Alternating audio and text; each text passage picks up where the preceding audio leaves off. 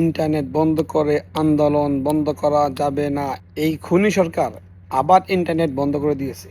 Internet বন্ধ করে আন্দোলন বন্ধ করা যাবে না।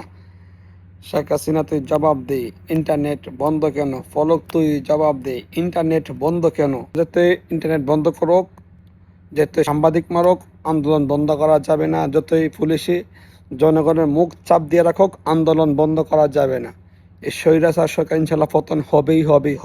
আপনারা কি করবেন? জনগণ মারবেন, সাংবাদিক মারবেন, ছাত্র ভাইদেরকে মারতেছেন, কত মুখ চাপাতে ধরে রাখবেন? পারবেন না, সবকিছু ফাঁস হয়ে যাবে। ইন্টারনেট বন্ধ করে রাখেন, সমস্যা নাই, সবকিছু বন্ধ হয়ে যাবে। এমনিতে আমরা প্রবাসীরা রেমিটেন্স বন্ধ করে দিয়েছি, দেশ দেউলিয়া দিকে হয়ে যেতেছি।